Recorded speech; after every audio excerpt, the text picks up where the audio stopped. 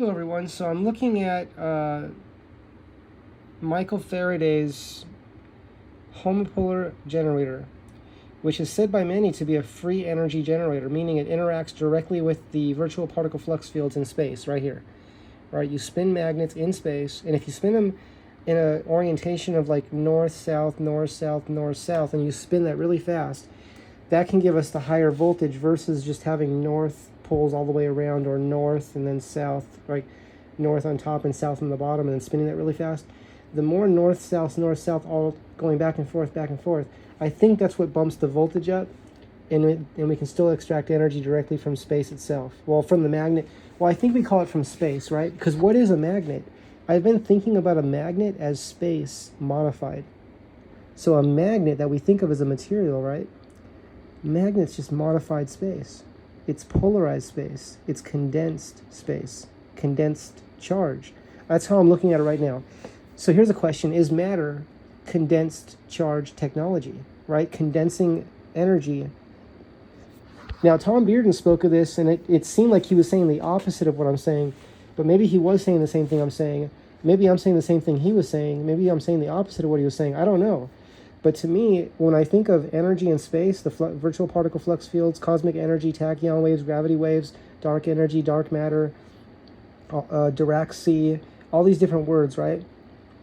I think of like flux fields in space, right? Virtual particle flux fields. And I think when we spin magnetic fields in space, I think that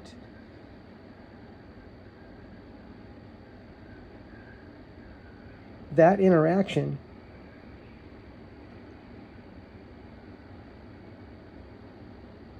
sorry, I'm hearing a strange sound on the street right now. Sounds like someone's driving with a flat tire or something. And the rims grinding on the street. That interaction of a magnet spinning in space, I think it lets us somehow extract energy from the magnets. And I'm not sure how to word it, right? We can word it in different ways. But I just did a search right now on homopolar generator efficiency, COP, which is coefficient of performance, greater than 1. If I wrote it that way. See how I wrote it? So that might not be the correct way to write that, but that's what I wrote to get this search. And when I see something like this, see this one here? And this one has, notice that that where there's a bump coming up right here, there's a bump going down on that side. So I think alternating, right? Alternating. Now, I don't know if that produces alternating current or not, but I think there's something to that in terms of efficiency, right? Let's go ahead and look at this. Let's see what this is saying when we open this up. Let's see if I can open this picture up. See what happens. Analysis of performance improvement of passenger car synchronous homopolar generator with the addition of ferrite magnets. Okay, what I want to see is photos right now. Here we go.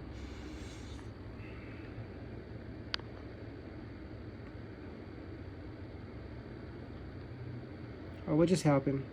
It's very frustrating when that happens, when everything disappears because I'm trying to zoom in.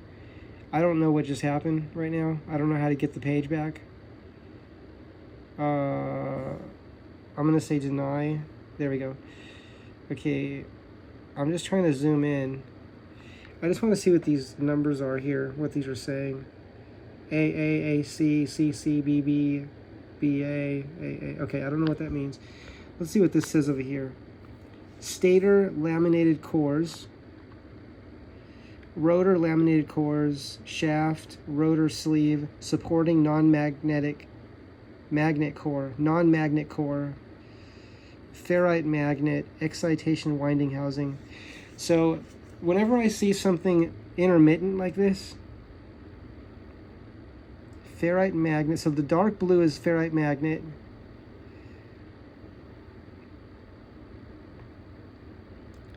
This says rotor laminated cores, the light blue. Laminated cores. I don't know if there's any, if that's a ferrous material or not. I think it looks like these, the dark blue may be the magnets. And if this is spinning, right? Now notice these are offset. right? There's a magnet here, no magnet there.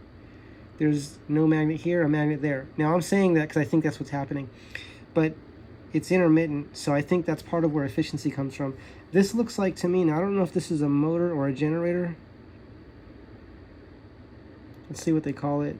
You could read this yourself by going here. I'll show you where I found this. That's where I am right now. That's the link I'm at.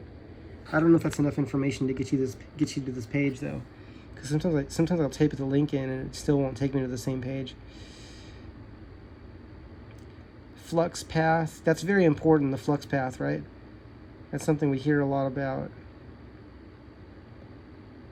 Here's all the mathematics. Computational domain. Everyone loves math, right? There's your math for you. Okay, I wasn't meaning to open that. I want to see photos right now. I want to see what's happening in terms of photos. Okay, so we're going to go ahead and leave this area soon because I want to go back to looking at the whole homopolar generator, other models. But you can study this yourself. And the idea is, right, we're never, what are we never looking for? We're never looking for proof. What we're looking for is to stimulate the imagination, right? That's what we're looking for. Someone trying to prove something or asking people to prove things, that's like asking someone to do your homework for you. And it's irrelevant, right? It has nothing to do with anything, because what we're here to do is experiment and improve things. That's what we're doing. So never let someone take you off course by saying, prove it to me. That's like a scam. If someone goes, prove it to me, that's a scam. Because you can't prove something, right? You can't prove something online. But what you can do is prove it to yourself, right? And that's what this is all about. It's about making your own experiments. And that's where the work is. That's where the education is. That's where the learning is. Let's see what this is right here. So we're looking at homopolar generators. That was my search. And I want to see what we're finding here. Now this looks good to me. This looks good, like very efficient. This looks like, when I see north-south, north-south, that's what that looks like to me. North-south, north-south, north-south. And it has two of them. There's two rows of magnets, and they're offset from one another. And then there's a copper. That looks like a copper disc, right?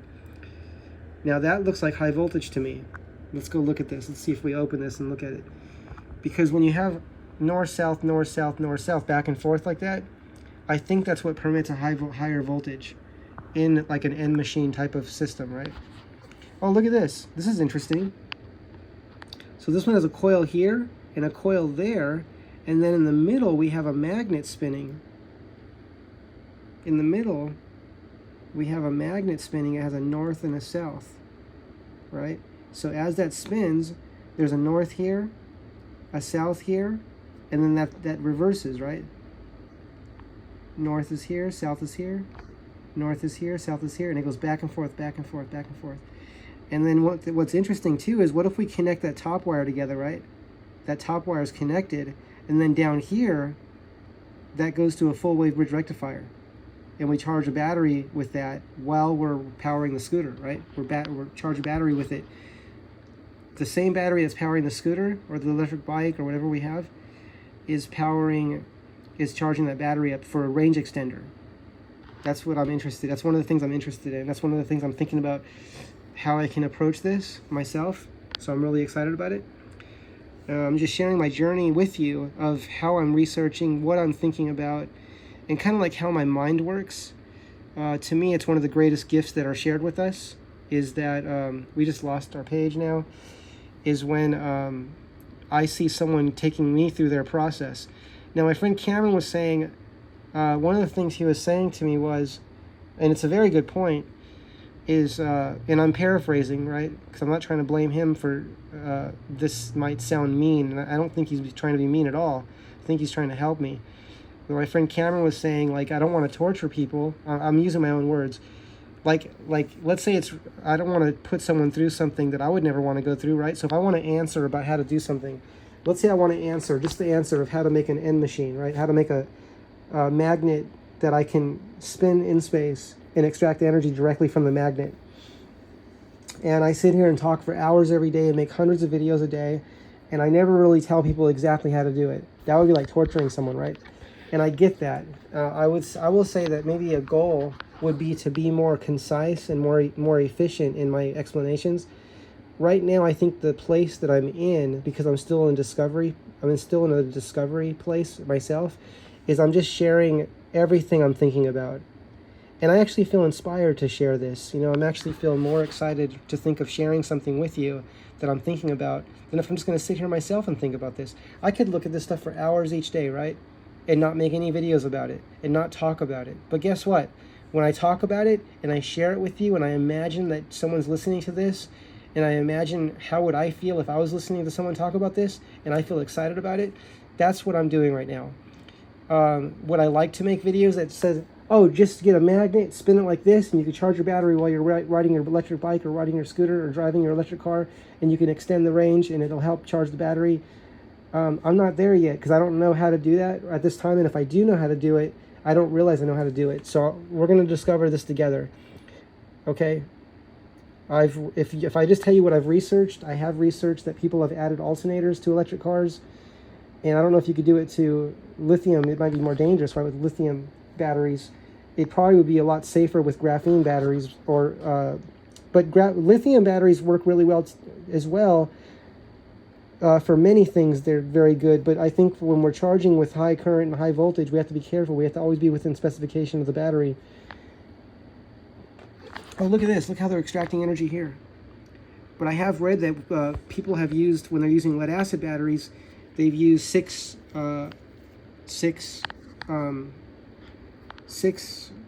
deep cycle lead acid batteries and 4 automobile alternators to power an electric vehicle, a small electric vehicle, all over the country, right? This is one of the things that have been done by many people. And it's said to have been done, it's documented, it's talked about, a lot of people talk about it, and it's part of history. So someone that likes electronics or likes, you know, electrical engineering could probably figure that out, right? I haven't tried that yet myself. I did put 4 alternators on a scooter, and it was doing pretty good, but I broke the connector that was connecting the 4 alternators together, kept breaking. So the design was not sufficient for what I was doing, but it was working. It was charging the batteries up, that's for sure. So these are different kind of designs here.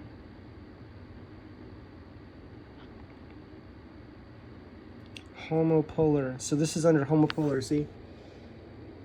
Homopolar. All images. Now homopolar, those words also mean something specific, right? So homopolar, I think, implies that it's just one magnetic field.